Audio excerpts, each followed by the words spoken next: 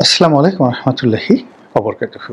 সম্মানিত দর্শক, আপনারা ইতিপূর্বে দেখেছেন যে লন্ডনে তারেক রহমান সাহেব এবং ডক্টর মোহাম্মদ ইউনূসের যে বৈঠকটি হয়েছিল, ওটি নিয়ে বাংলাদেশে যে উচ্ছ্বাস তৈরি হয়েছিল, সেই উচ্ছ্বাসটি মিলিয়ে যেতে 15 দিন লাগেনি।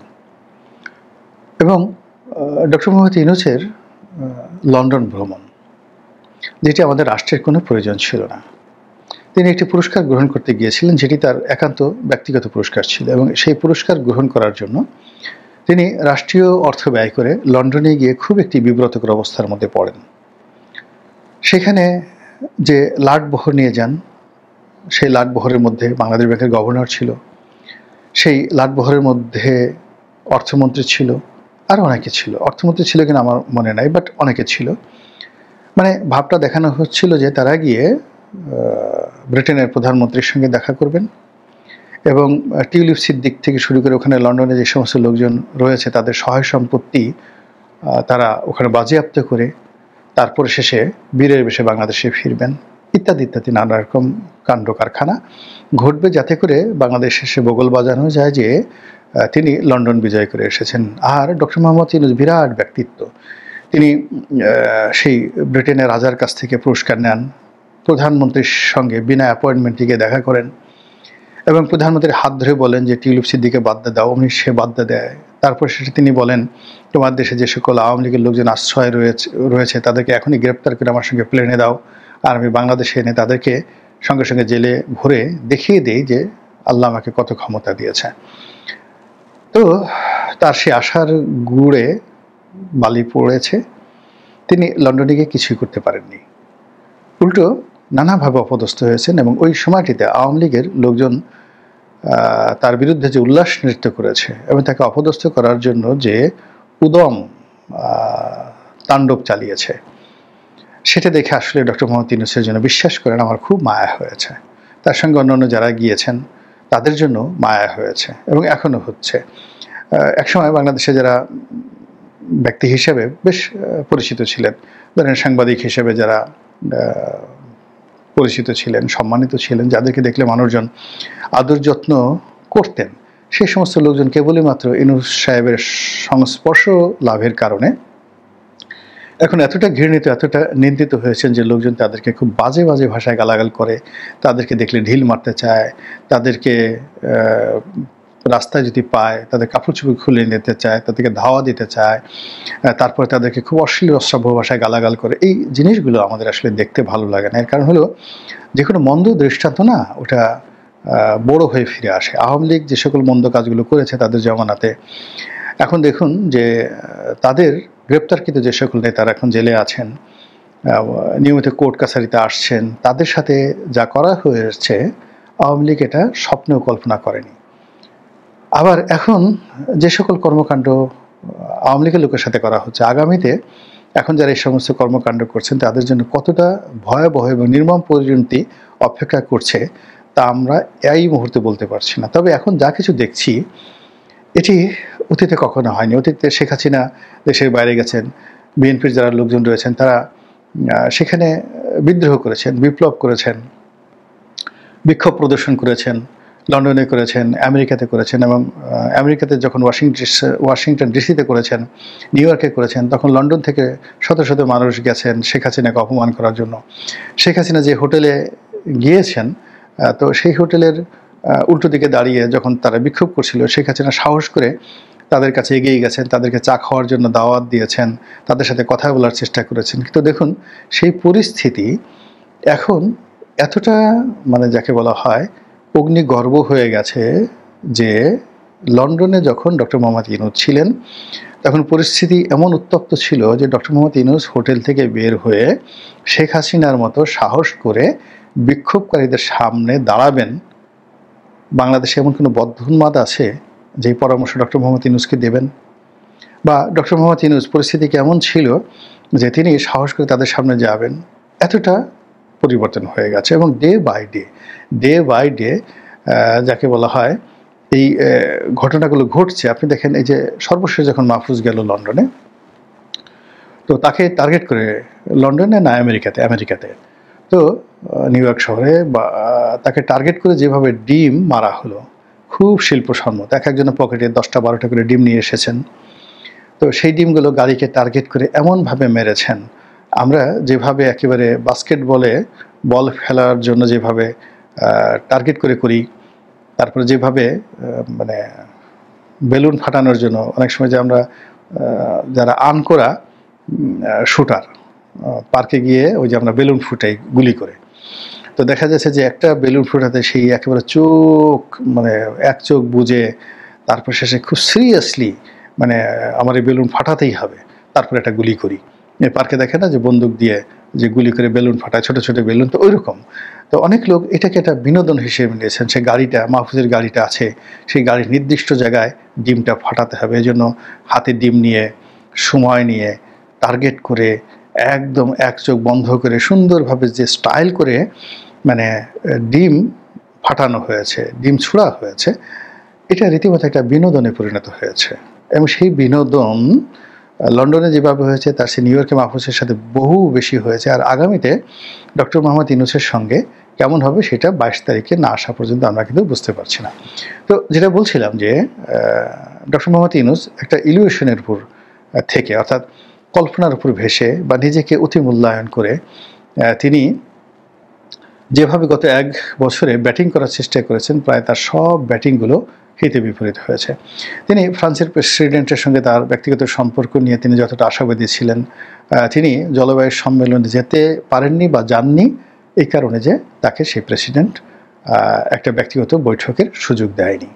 তিনি যেভাবে আশা করেছিলেন নরেন্দ্র মোদীর উপর প্রভাব বিস্তার করবেন, তার হাতটা জড়িয়ে ধরবেন এবং শেখ হাসিনার বলয় থেকে তাকে ছাড়িয়ে নিয়ে আসবেন, সেই নরেন্দ্র মোদীর সঙ্গে তিনি পার্সোনালি কোনো বৈঠক করতে পারেননি। অভিমান ভাঙা তো দূরের কথা, যতটুকু হয়েছে তাতে করে তার আরও মান সম্মান নষ্ট হয়েছে। তো এইভাবে তিনি একের পর এক কাণ্ড করে যাচ্ছেন। তিনি দুবাইতে গিয়ে দুবাইয়ের আমিরের সঙ্গে দেখা করার চেষ্টা করেছেন, অথচ বাংলাদেশ থেকে প্রচার করা হয়েছিল যে তিনি এক টেলিফোন করে আমিরকে টেলিফোন করে সমস্ত বাংলাদেশিকে ছাড়িয়ে এনেছেন। তো তাই যদি হয় তাহলে দুবাইয়ের আমিরের তো বাংলাদেশে আসা উচিত, কিন্তু তিনি যখন দুবাই গেলেন তখন দুবাইয়ের আমিরের সঙ্গে, শাসকের সঙ্গে, প্রেসিডেন্টের সঙ্গে বা আবুধাবির কোনো শাসকের সঙ্গে তার দেখা সাক্ষাৎ হয়েছে, এরকম কোনো ঘটনা কি আপনার জানা আছে? নেই। তো এরকম মানে অদ্ভুত অদ্ভুত সব কাণ্ড তিনি করে যাচ্ছেন, বা তার যারা লোকজন রয়েছেন তারাও অদ্ভুত অদ্ভুত কাণ্ড করছেন, যেটা আমরা তাদের কাছে আশা করছি মানে কখনো করিনি।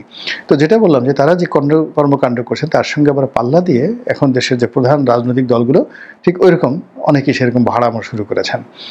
বিএনপি ভাড়ামো করছে, জামাত ভাড়ামো করছে, ছোট ছোট যারা রাজনৈতিক দল, যারা একটা ইউনিয়ন পরিষদের চেয়ারম্যান হতে পারেন না, সেই সমস্ত লোকজন এখন জাতিকে সবক দিচ্ছেন কী করে পিআর হবে, কী করে সংবিধান হবে, কী করে জাতীয়তাবাদ রচিত হবে, কী করে বাঙালি জাতীয়তাবাদকে কবর দিয়ে বাংলাদেশের জাতীয়তাবাদ, ইসলামী জাতীয়তাবাদ চালু করতে হবে, কিভাবে 1947 থেকে বাংলাদেশের নতুন ইতিহাস তৈরি হবে। এই ভাড়ামোগুলো এই সময়টাতে শুরু হচ্ছে। তো সেই দিক থেকে লন্ডনের যে বৈঠকটি হলো, সেই বৈঠকটি একটা one of the greatest mistake of BNP আমার কাছে মনে হয়েছে। এবং সেই দিন থেকে বিএনপির যে মেরুদণ্ড বা বিএনপি সম্পর্কে সরকারের যে ভয়, সেই ভয়টা কেটে গেছে। বিএনপিকে যে কেনা যায়, বিএনপিকে যে পাওয়া যায়, বিএনপিকে ইচ্ছা মতো ডাক দিলে বিএনপি চলে আসে, আবার বিএনপিকে তাড়িয়ে দিলে বিএনপি রাগ করে না, আবার ডাক দিলে চলে আসে, এটা আলটিমেটলি সরকার কিন্তু বুঝে গেছে। আমরা যেটা দেখেছিলাম যে ইতিপূর্বে নাকি 7-8 বার চেষ্টা করা হয়েছিল ডক্টর মোহাম্মদ ইউনূসের সঙ্গে দেখা করার জন্য বিএনপির শীর্ষ নেতৃবৃন্দ ঢাকাতে, তো উনি দেখা দেননি। কিন্তু পরবর্তীতে যখন তিনি বিপদে পড়লেন, বিএনপিকে যখন ডাকলো, বিএনপি অমনি হুড় করে সেখানে চলে গেল। অথচ বিএনপি বলতে পারতো যে না, আপনার সাথে 6-7 বার আমরা দেখা করতে চেষ্টা করেছি, আপনি আসেননি, তো আপনার কিন্তু দেখা হতে পারে, but not in your office, come to our office, আমাদের অফিসে আসেন, অসুবিধা কী? আপনি এত জায়গাতে যান, তো বিএনপির অফিসে গেলে অসুবিধা কী? এই কথা বিএনপি বলতে পারেনি।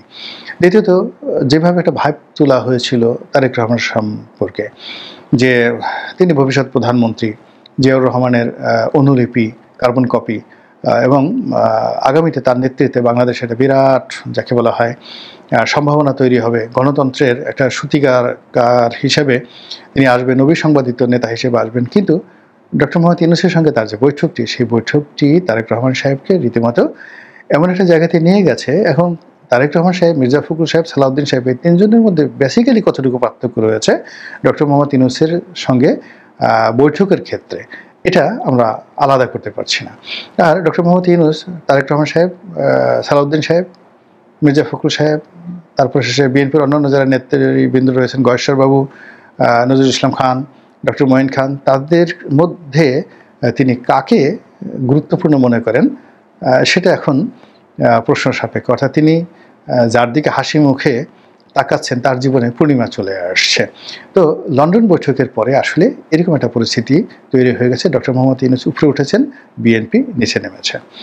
অন্যদিকে এই লন্ডন বৈঠকের ফলে যেভাবে জামাতের একটা ভাইব ছিল, মনে করা হতো যে জামাত সরকার চালাচ্ছে, ডক্টর মোহাম্মদ ইউনূসকে যা বলবে তাই তিনি শুনবেন। তো সেই জামাতের যে গুরুত্ব যমুনাতে এই লন্ডন বৈঠকের মাধ্যমে ক্ষতিগ্রস্ত হয়েছে। ফলে লন্ডনে তারেক সাহেবের সঙ্গে ডক্টর মোহাম্মদ ইউনূসের যে বৈঠক, এটা ছিল ডক্টর মোহাম্মদ ইউনূসের একটা হাই লেভেল ডিপ্লোম্যাসি, এবং সেই ডিপ্লোম্যাসিতে তিনি জয়লাভ করেছেন। বিনিময়ে বিএনপি এবং জামাতের সর্বনাশ তিনি ঘটিয়ে দিয়েছেন লন্ডন বৈঠকের মাধ্যমে। আর আওয়ামী লীগের দ্বারা, তারপরে ব্রিটিশ সরকার দ্বারা, টিউলিপ সিদ্দিকী দ্বারা তিনি যে বিব্রতকর অবস্থার মধ্যে পড়েছেন, সেই বিব্রতকর পরিস্থিতিকে তিনি ভুলিয়ে দিতে পেরেছেন এই দুটো দলকে মোটামুটি একটা রামধরা খাইয়ে। এখন দ্বিতীয়বার আবার তিনি বিএনপি এবং জামাতকে রামধরা দিতে যাচ্ছেন, একই সঙ্গে এনসিপিকে। গতবার তো এনসিপিকে দেওয়া হয়েছে পরোক্ষভাবে, জামাতকে আর বিএনপিকে ডাইরেক্টলি, আর ইনডাইরেক্টলি এনসিপিকে। তারেক রহমান সাহেবের সাথে আলাদা বৈঠক করে এনসিপিও রাগ করেছিল। কিন্তু এইবার যেটা হলো, এই তিনটি দলকে, এনসিপিকে, বিএনপিকে এবং জামাতকে একসাথে ত্রয়ী করে রামধরা দেওয়ার জন্য তিনি সেই নিউ ইয়র্কে যে তার জাতিসংঘ মিশন, সেই মিশনের যে সফরসঙ্গী করেছেন রাজনৈতিক দলের নেতাদেরকে, এই সফরসঙ্গী করার মাধ্যমে এই তিনটি দলের যে অবশিষ্ট ইমেজ ছিল, সেই ইমেজটি এখন হাস্যকর পর্যায়ে, অগুরুত্বপূর্ণ পর্যায়ে, এবং জনগণের সামনে আগামীতে উঁচু কথা বলার মতো ভবিষ্যতে এদের আর কোনো অবস্থা থাকবে না। এরকম একটা পরিস্থিতি তৈরি করার জন্যই মূলত তিনি তাদেরকে আমেরিকায় নিয়ে যাচ্ছেন। এখন এটা তিনি নিয়ে যাচ্ছেন নাকি এনসিপি, জামাত এবং বিএনপি তারা যুগপৎভাবে সেখানে যাচ্ছে, এটা আমরা বলতে পারবো না। কিন্তু এগুলো নিয়ে কিন্তু বাংলাদেশে প্রচুর সমালোচনা হচ্ছে। দ্বিতীয়ত, আমেরিকাতে যাওয়ার পরে তাদের জন্য যে পরিণতি অপেক্ষা করছে, বা সেখানে যে কি ঘটনাগুলো ঘটবে, এখন বাংলাদেশের একেবারে রাস্তার একটা চা দোকানদারও মুখস্থ বলে দিতে পারে যে এই ঘটনাগুলো ঘটবে, এবং ওখান থেকে তারা ফেরার পরে কী ধরনের একটা পরিস্থিতি দেশে এবং দেশের বাইরে হবে, এবং তারা আমেরিকার মাটিতে বাঙালি কমিউনিটির মধ্যে তাদের গ্রহণযোগ্যতা কোন পর্যায়ে যাবে, কিংবা আমেরিকার প্রশাসনে তাদের অবস্থা কেমন তৈরি হবে, এটা এখন বাংলাদেশের চায়ের দোকানদারও বুঝতে পারছে। বোঝার চেষ্টা করুন, আমেরিকাতে যে সকল দেশের সরকার প্রধানরা আসবেন, আমার কাছে মনে হচ্ছে যে বাংলাদেশের সরকার প্রধান, অন্তর্বর্তীকালীন সরকার প্রধান, তার লাটবহর এবং লাটবহরের সঙ্গে তিনি তার সঙ্গী সাথী রূপে বলেন, কেউ কেউ ঠাট্টা করে বডিগার্ড বলার চেষ্টা করছেন, কেউ কেউ প্রক্সি বলার চেষ্টা করছেন, কেউ তাদেরকে আরও কথা, মানে এগুলো বলবো না, এগুলো বলা যাবে না, বলার চেষ্টা করছেন। তো এদের আমেরিকাতে গমনের ফলে ওখানে যে নাটক মঞ্চস্থ হবে, যে দৃশ্য রচনা হবে, এবং ওখানে যে কৌতুক হবে, ক্রিয়া হবে, পুতুল নাচের ইতিকথা রচিত হবে, তা পুরো নিউ ইয়র্ক পুলিশ ওই এলাকার বাসিন্দাদেরকে যে বিনোদন দেবে, তার সঙ্গে সঙ্গে বাংলাদেশকে যে একটা ঐতিহাসিক বিনোদন দেবে, সেই বিনোদনের ফলে যারা এখানে খেলবেন তাদের অবস্থা কি হবে আমরা বলতে পারি না। কিন্তু যাদেরকে উদ্দেশ্য করে এই খেলাধুলা হবে, তাদের অবস্থা যে কি হবে রাজনীতিতে, এটা ভাবতেই আমার নিজের কাছে খুব শরম লাগছে। মহান আল্লাহ আমাদের সবাইকে হেদায়েত দান করুন এবং হেফাজত করুন। আসসালামু আলাইকুম ওয়া রাহমাতুল্লাহি ওয়া বারাকাতুহু।